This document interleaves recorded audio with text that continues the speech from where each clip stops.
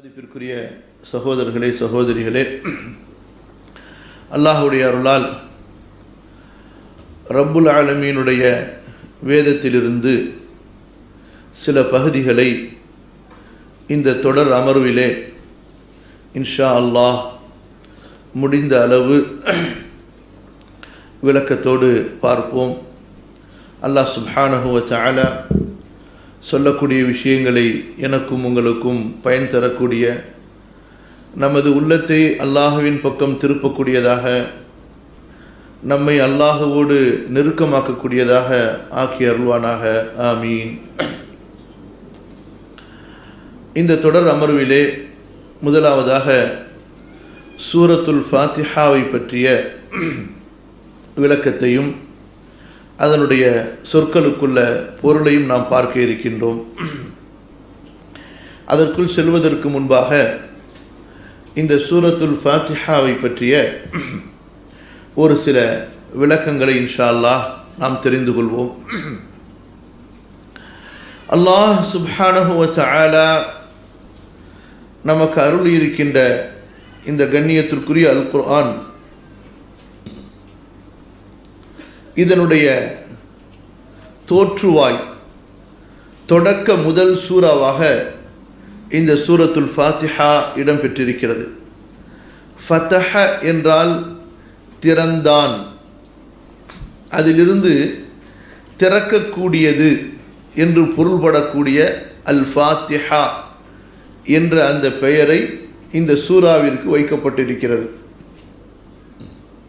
அதாவது அல் குர்ஆனின் அத்தியாயங்களை இந்த சூரா திறந்து வைக்கிறது, தொடங்கி வைக்கிறது. இந்த சூரா இறக்கப்பட்ட வகையில் பிந்தி இறக்கப்பட்ட ஒன்றாக இருந்தாலும், குர்ஆனை வரிசைப்படுத்தும் போது அல்லாஹுடைய தூதர் ஸல்லல்லாஹு அலைஹி வஸல்லம் இந்த சூறாவைத்தான் முதலில் வைக்கும்படி கட்டளையிட்டார்கள்.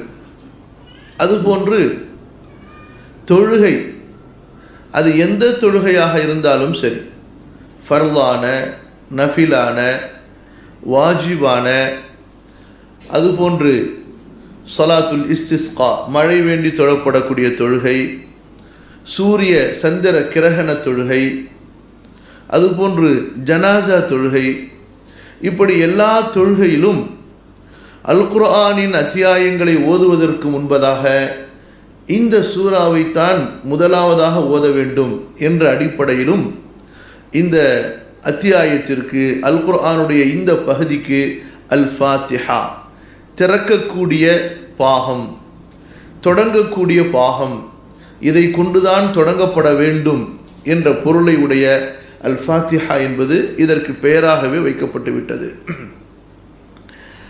இதற்கு இன்னொரு பெயர் பெரும்பாலான அறிஞர்களிடத்திலே உம்முல் கிதாப், வேதத்தின் தாய் என்று சொல்லப்படுகிறது. அல் குர்ஆனிலே அல்லாஹ் சுப்ஹானஹு வ தஆலா என்னென்ன கருத்துகளை, சட்டங்களை, இன்னும் போதனைகளை சொல்லி இருக்கின்றானோ, அந்த கருத்துகள், சட்டங்கள், போதனைகள் எல்லாம் இந்த சூரத்துல் ஃபாத்திஹாவிற்குள் அடங்கும்படி அல்லாஹ் ரப்புல் ஆலமீன் அமைத்திருக்கின்றான். ஆகவே வேதத்தின் தாய் என்பதாகவும் இந்த சூறாவிற்கு பெயர் சொல்லப்படுகிறது.